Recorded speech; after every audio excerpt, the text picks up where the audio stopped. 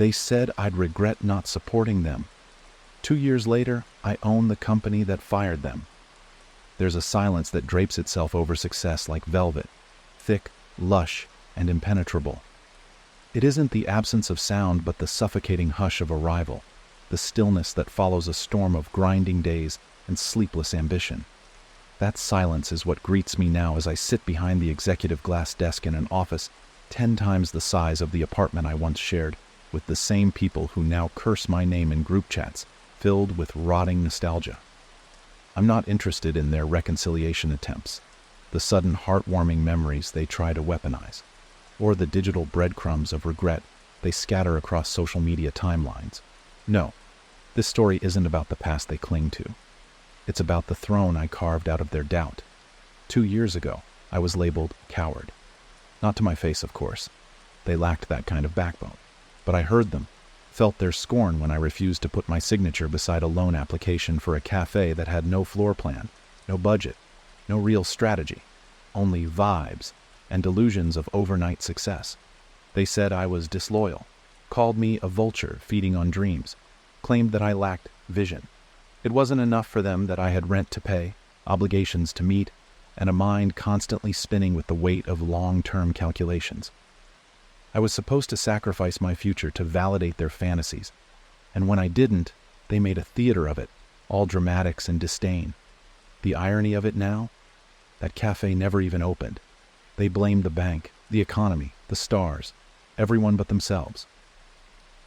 It was around that time I stopped sharing. I made silence my co-conspirator.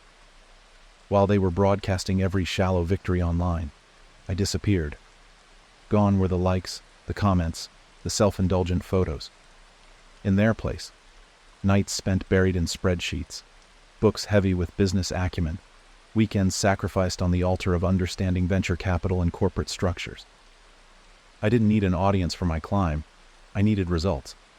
I took jobs they mocked, ones they considered beneath them, all while stashing away every paycheck like a miser assembling an arsenal.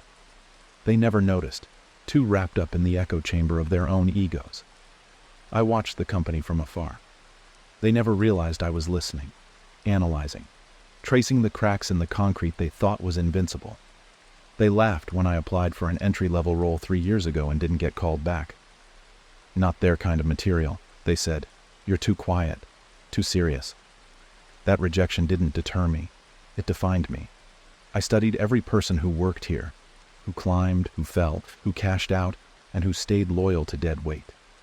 I didn't need to work here. I needed to understand the organism, its weaknesses, its arteries.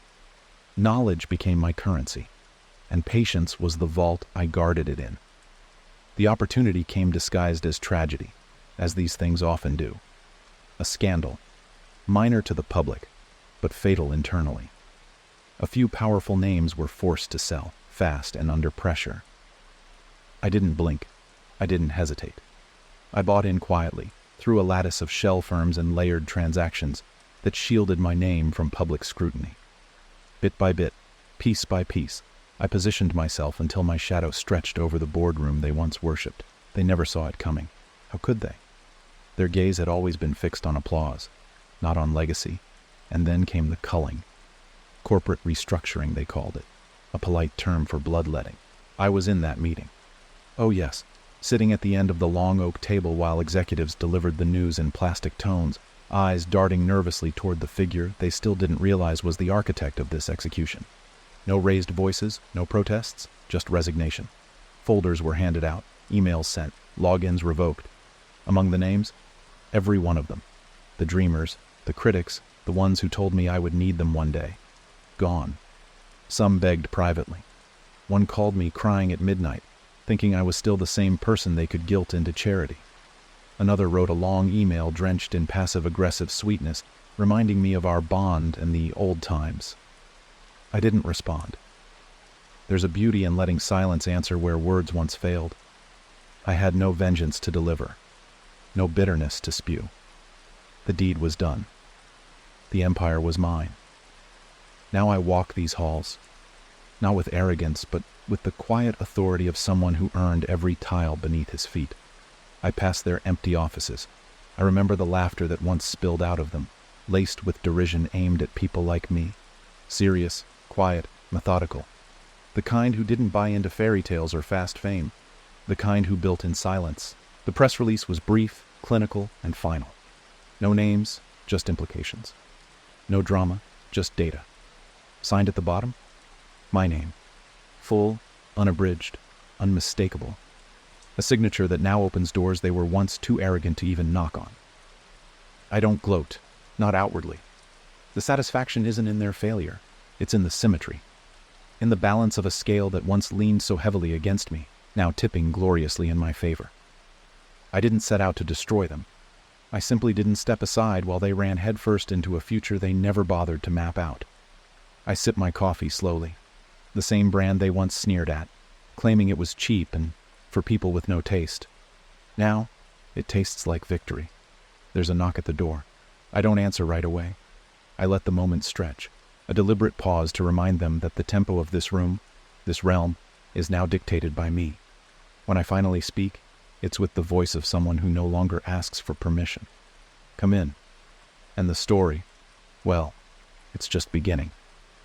The elevator mirrors my reflection in a dozen fractured surfaces, each one slicing a different angle of my face, of the man I've become. Cold chrome, soft lighting, the subtle hum of machinery rising toward the top floor. My floor now.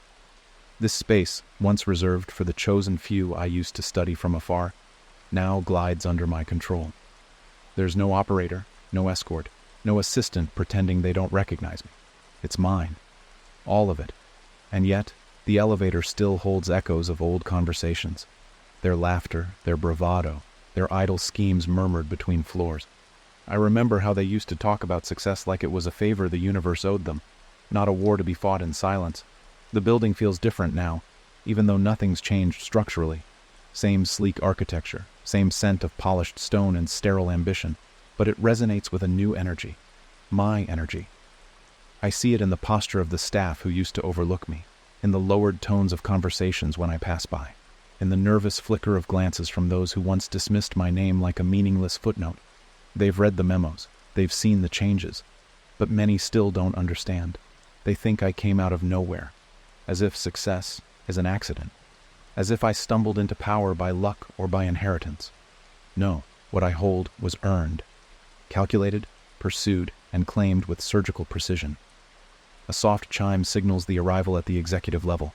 The doors slide open with that gentle hiss, and I step into the air-conditioned corridor where the power of the company resides. The hallway is wider here, carpet thicker, lights warmer, designed to soothe the egos of those who once ruled it. I walk past the glass office where Maxwell used to sit, his name still faintly visible on the frosted door, though his belongings were swept out within hours of the restructuring. He was one of them, one of the loudest. I still remember his laughter when I brought lunch to one of the interns, thinking I was a messenger. He called me delivery boy for a week. He doesn't laugh now. Today's agenda is heavy, meetings layered like the gears of a clock, each one feeding into the next. Budget reviews, departmental reports, a sit-down with the legal team about an acquisition I've been orchestrating behind closed doors. But none of that lingers in my mind as heavily as what's coming at noon. The interview. A new hire, internal referral, promising background, solid resume. Except the name on the file froze the blood in my veins when I saw it. Rachel, not a stranger, not even an acquaintance, an echo from the very beginning. One of the original chorus that mocked me for not diving into their sunken ship of a business venture. She wasn't the ringleader, but she didn't need to be. Her loyalty to the others made her just as culpable. I remember her voice like it was etched in glass, soft but cutting, coated in sugar but dipped in venom. She used to say I had no fire in me, that I was too calculated, too hesitant. She called me risk-averse like it was a slur. And now? Now her application for a mid-tier communications role sits on my desk. She doesn't know. Of course she doesn't. She wouldn't imagine that the hiring manager she's scheduled to meet is the same person she once treated like an afterthought. My name wasn't on the public buyout filings. My face never graced the press releases. I let others wear the spotlight while I pulled the strings from the shadows. I don't intend to humiliate her. Not overtly. This isn't about revenge. It's about contrast. about letting her sit across from me, realizing too late who I am, what I've become. It's about watching the recognition flicker into her eyes, like the slow unraveling of a thread she thought was long cut. Her fate won't be decided in this meeting, but the story, the unspoken one between us, will shift its axis. At exactly noon, she's brought in by my assistant, who doesn't blink or flinch. She was briefed, knows the history, understands the performance I've scripted. Rachel steps into the office like someone trying too hard not to seem nervous. She's aged, not badly, but noticeably. The arrogance she used to wear like a designer coat has frayed. She doesn't recognize me at first, not fully. She sees a suit, a face too refined, a tone too calm. My voice doesn't tremble. My smile is thin but professional. "Rachel," I say evenly, gesturing to the chair opposite mine. "Thanks for coming in." She sits, crosses her legs, smiles that same performative smile she once used to dismiss me with in crowded rooms. She still hasn't made the connection. "Let's talk about your experience," I continue, slipping into the rehearsed routine. I let her speak. I let her sell herself. Buzzwords flutter from her lips. Synergy, innovation, communication strategy. But her eyes keep wandering, trying to place me. There's a tension behind her words now, a flicker of recognition trying to fight its way out of her memory. And then, like a click behind the eyes, she freezes. Her breath hitches. It's not obvious. Most wouldn't notice. But I do. Because I've waited for this. Her pupils widen, then narrow. Her posture stiffens, and the facade begins to crumble. She knows. Finally. I watch her scramble for composure, her voice faltering for the first time since she entered the room. "You look familiar," she says, a brittle attempt at casual. "Do I?" I lean forward slightly, voice smooth as silk over a blade. "Maybe from the old days. Though I wasn't exactly visible, was I?" She tries to smile, but it twitches at the corner. "We all knew each other back then. Small world, right?" "Smaller now," I reply, then pivot without missing a beat. "Anyway, the position you're applying for has very specific demands. I'll need to evaluate more candidates, of course, but thank you for coming in." It's over before she can beg, before she can apologize, before she can dress her past in the costume of growth. She leaves with a nod too slow, a step too rigid, the weight of recognition pressing down like a mountain. She won't get a call back. She won't get a second chance, but she'll get something far more permanent. Memory. She'll remember the man she dismissed, the one she called cautious, the one who didn't co-sign a dream built on air. And she'll remember the corner office, the nameplate, the silence that followed her exit like a closed door echoing down an endless hallway. And I will go back to my day, unaffected. Another name, another lesson, another reminder that I didn't need to be carried. I only needed to be underestimated. Rain traced slow, lazy paths down the tall glass windows of my office, each droplet carving through the haze outside like time itself. The city looked different from up here, not just distant, but subdued, its chaos reduced to silent movement and blinking lights. I stood with my hands in my pockets, staring down at the streets that used to swallow me whole, the same streets where I once walked invisible, shouldering dreams that felt too sharp for the soft hands of the people around me. The glass didn't reflect my face. It reflected my choices, my resolve, my metamorphosis. Behind me, the office hummed with life. The new team, handpicked, razor-sharp, loyal by proof, not promise, moved with quiet efficiency.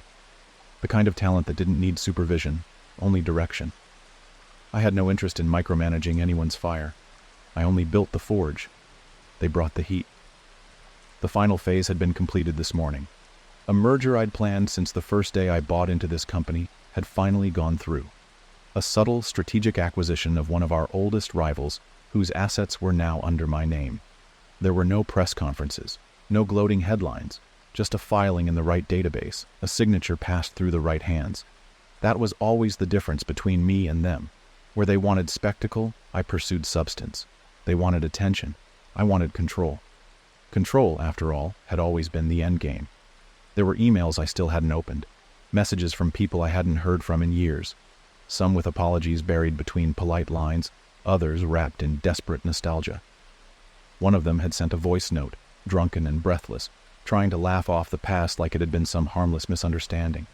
He said I won, as if I'd been playing their game, as if I hadn't rewritten the rules entirely. I never replied. Forgiveness is for people still holding on to weight. I let mine go the moment I walked away from that dying cafe idea, from the toxic camaraderie that masked itself as support but always felt like a leash. They used to talk about loyalty like it was sacred, but what they really meant was obedience. Blind, unthinking obedience. And when I refused to co-sign their fantasy, I wasn't just breaking away. I was revealing their dependence. "You'll regret this," they said. The irony was perfect, because I never did. Not once. In fact, it was their regret that became the quiet background music of my ascent, a score composed of panicked messages, broken dreams, and resumes sent into the void. Regret is a peculiar thing. It doesn't scream. It lingers. It drips, slow and corrosive. It wakes people at 2 a.m. and forces them to wonder what they could have been if they hadn't spent their prime mocking the people who dared to grow differently. A soft knock at my door interrupted the stillness. It was Mira, my executive coordinator, sharp, detail-oriented, completely immune to distraction. She stepped in with a tablet in hand, her voice as steady as always. "The final transition papers have been signed. We now have full integration. Also, the archive you requested is on your desk." I nodded once. She left without further word. That's what I loved about Mira. She never filled the silence with fluff. She understood that clarity was more powerful than noise. On my desk sat the archive, a sleek black folder filled with printed reports, articles, and internal data from the company's early years. I'd asked for it not out of sentiment, but out of closure. One last look at the skeleton of what used to be, at the names that once meant so much and now meant nothing at all.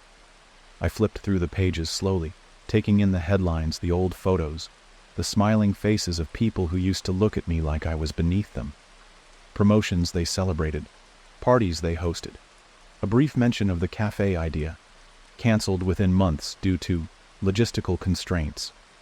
And then there it was, a blurry group photo, all of them standing outside a building they once believed they'd conquer, me in the corner, half-cropped, holding my phone, not smiling, not included, not really there. I set the photo down without emotion. It didn't sting. It didn't even register as a wound anymore. It was just a frame of time that no longer applied to the person I'd become. They were relics, and I had outlasted them. Later that afternoon, I walked the building one final time, not because I needed to, but because I wanted to feel it, to internalize the space I now commanded, to trace the path from where I started to where I stood. Every hallway I walked felt like a reminder that I had once been invisible here, not hated, just unnoticed, as if I were too small to matter. The receptionist downstairs smiled nervously as I passed. He didn't know my full story, only fragments, whispers. That was enough.